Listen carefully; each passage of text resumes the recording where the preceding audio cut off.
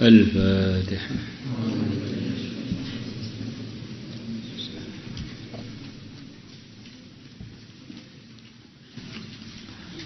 Bismillahirrahmanirrahim.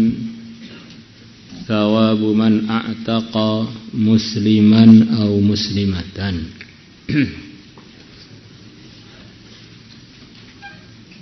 Pahalanya orang yang memerdekakan budak laki-laki muslim ataupun budak perempuan muslimah. Ini sudah sejak awalnya ada pertempuran di kalangan manusia, maka ada yang kalah dan ada yang menang. Maka yang kalah perang itu, walaupun aslinya kakeknya satu, neneknya satu, biasanya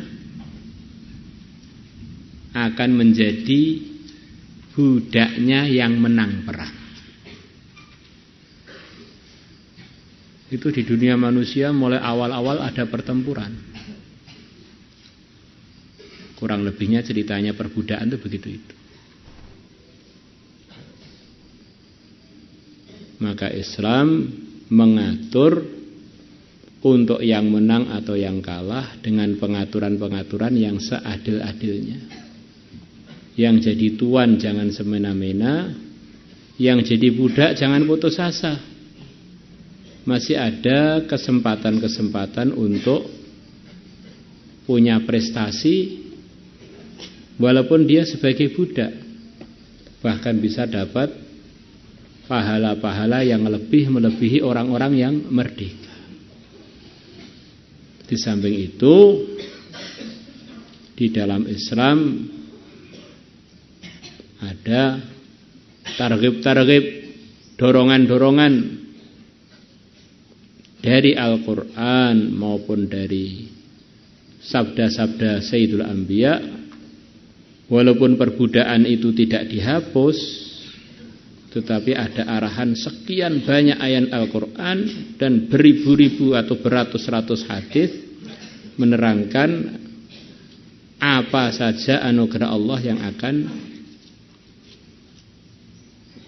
diberikan kepada hamba-hamba yang muslim yang memerdekakan orang-orang dari perbudakan-perbudakan yang mereka jalani dalam kehidupannya. Sebagaimana yang akan kita baca dalam beberapa hadis ke depan. Sampai akhirnya manusia sepakat, muslimnya dan non-muslimnya, untuk menghapus perbudakan dari dunia ini. Istilahnya ada kesepakatan konferensi di Jenewa tahun berapa itu, 1926 atau berapa. Perbudakan dihapus sampai sekarang. Maka banyak raja-raja di negeri Islam yang punya budak sekian ribu. Di negeri Hijaz, di negeri Teluk, budak-budak tadi sudah sekian lama diposisikan oleh tuan-tuannya di posisi yang adil, tidak dizalimi, bahkan diberi fasilitas, nggak perlu mikir rumah, nggak perlu mikir makan minum, nggak perlu mikir pakaian, sudah disiapkan semua oleh tuannya. Itulah kewajibannya tuannya. Maka selepas ada konferensi Jenewa tersebut, banyak budak-budak di negeri-negeri yang tuannya adil sampai sekarang nggak mau dimerdekakan. Sampai sekarang, walaupun resminya sepertinya nggak ada. Mereka mengatakan perbudakan di dalam Islam lebih ringan daripada perburuhan di dalam aturan-aturan zaman sekarang ini. Saya akhirnya perlu mikir kerja, mikir rumah, mikir fasilitas anak-anak, mikir belajarnya mereka. Nah, kami sebagai budak tuan semuanya sudah tuan selesaikan semua. Kita ini sepertinya budak, tapi untuk zaman sekarang malah seperti raja, seperti sudah pegawai negeri resmi sampai mati kan. Tapi yang bukan seperti kami, malah sepertinya merdeka tetapi budak-budak resmi sampai mati. Karena mau masuk pegawai juga perlu usaha begitu. Kalau budak nggak perlu usaha sudah jadi budak. Nah. Maka kata para ulama, semua yang disebutkan dalam Al-Quran itu nggak bisa dihapus sampai selesainya umat Muhammad. Mesti ada yang terus berjalan di muka bumi ini yang seperti itu. Terus ada. Maka di Quran disebutkan hukum-hukum yang berkaitan dengan perbudakan, maka itu tidak akan hilang sampai hari kiamat. Bahkan ada teman-teman khurut di negeri Mauritania, di negeri yang terkenal banyak ulama, banyak orang soleh, banyak penghafal Quran. Penduduknya yang hafal Quran dengan enggak tidak yang lebih banyak yang hafal.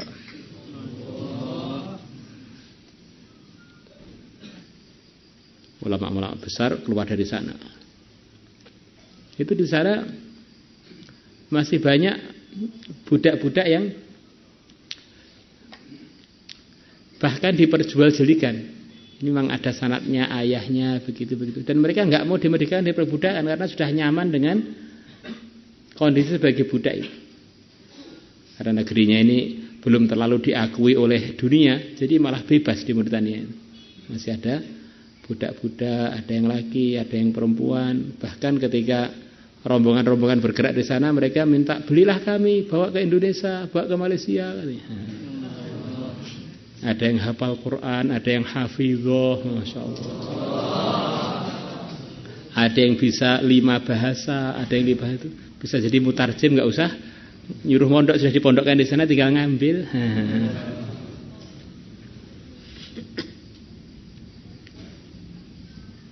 Dan mereka gak pengen dimerdekakan. Nyaman.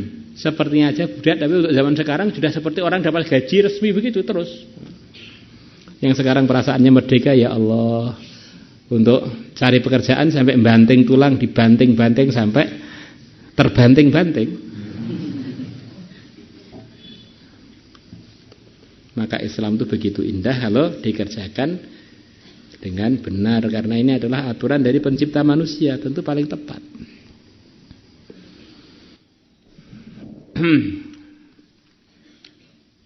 Ini diantara arahan agama untuk budak. Kalau tuannya makan yang enak, jangan lupa budaknya pun diberi bagian dari makan yang enak itu. Kalau tuannya pakai baju yang bagus, bagaimana budaknya jangan dilupakan juga diikutkan ikut punya baju yang bagus juga. Masya Allah. Coba sekarang kalau pekerja dengan manajernya, apa ada aturan begitu itu?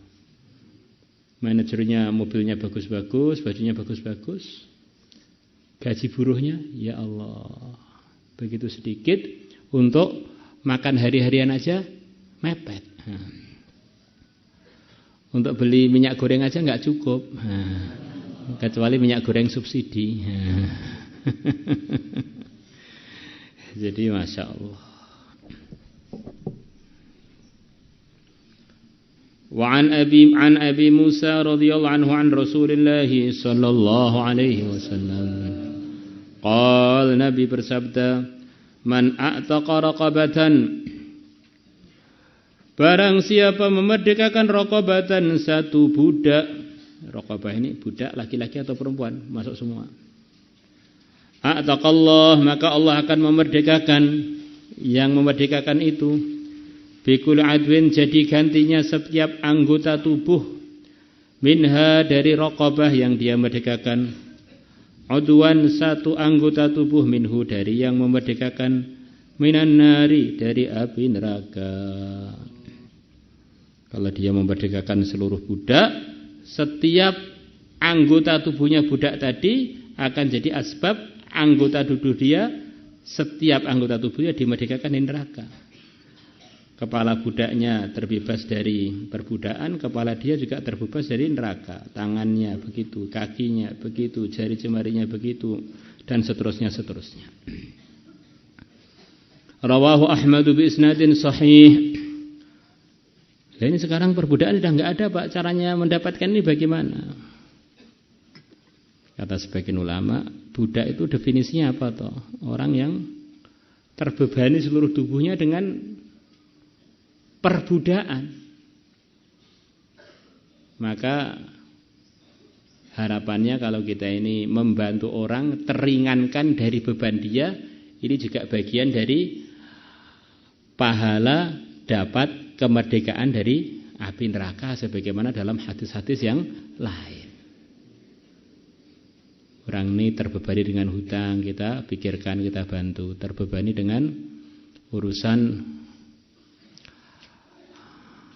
rumah tangga, kita bantu biar rumah tangganya bisa teringankan. Urusan jual beli kita bantu biar teringankan.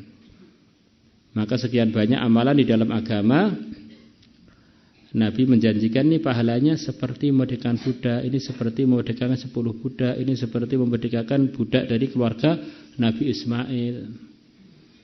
Seperti kalau orang baca lepas subuh dan lepas maghrib atau lepas asar, la ilaha illallah wahdahu la syarikalah, lahul mulku wal hamdu wa yumiitu wa huwa ala kulli syai'in qadir 10 kali, maka dia seperti memerdekakan 10 budak yang dari keturunan Nabi Ismail, yang seharusnya mestinya enggak layak untuk jadi budak. Cucunya Nabi Ibrahim loh. Wa kharraja Ahmad min tariqi Ali bin Yazid an Zurarah ibni Abi Aufa an Malik ibn al-Harith radhiyallahu anhu bahwasanya Malik sami telah mendengar Rasulullah sallallahu alaihi wasallam yaqulu, beliau bersabda, man dhamma yatiman, barang siapa menggabungkan seorang anak yatim baina abawaini muslimaini, antara dua ayah dan ibu, antara dua ayah dan ibu muslimaini yang keduanya muslim, ila ta'amihi,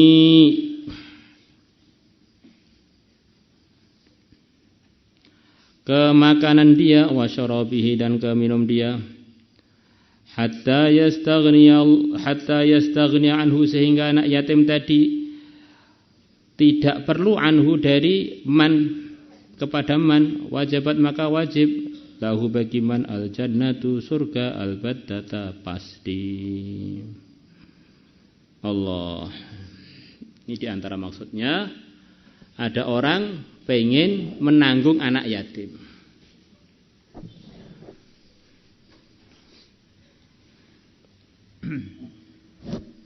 Kemudian cara nanggung dia itu anak yatim tadi dia biayai makannya, minumnya. Kemudian anak yatim tadi dia suruh ngerawat keluarga normal gitu ya. Mungkin biar, kenapa hadis ini disabdakan Nabi, biar orang yang masih belum nikah pun bisa berbuat ini. Man dhamma yatiman baina abawaini muslimaini. Dia mencari anak yatim untuk jadi anak asuh dia, diserahkan antara dua orang yang bisa ngerawat dia, suami istri gimana bisa ngerawat dia. Di antara maksudnya begitu. Tapi yang nanggung makan minumnya adalah orang yang nanggung tadi, ayah asuhnya tadi.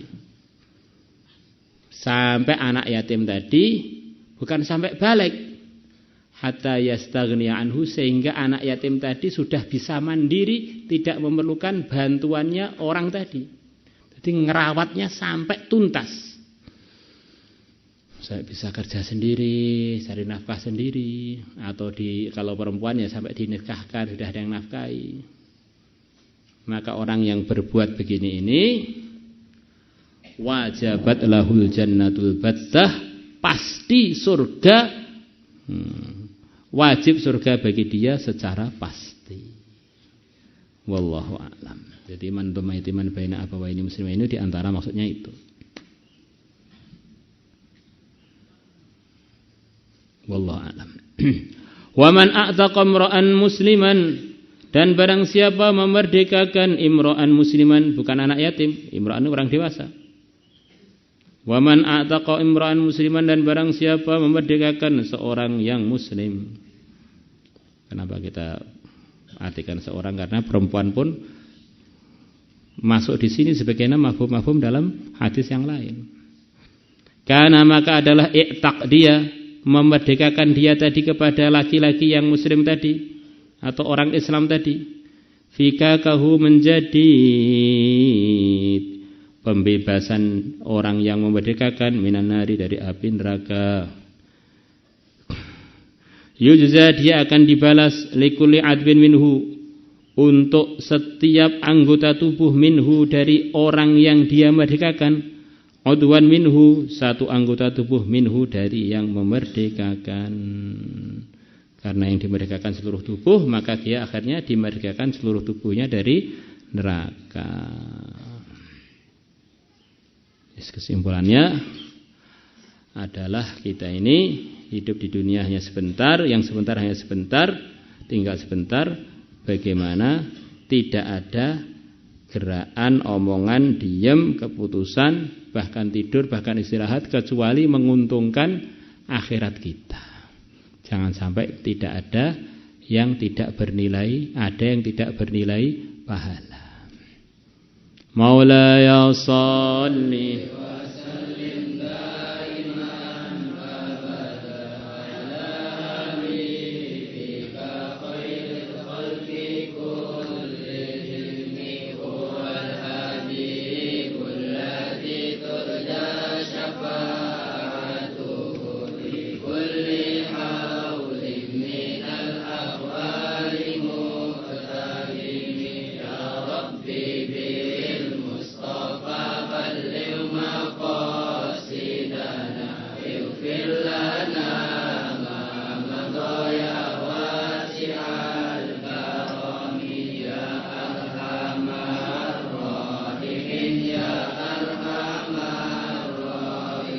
ya arhamar rahimin.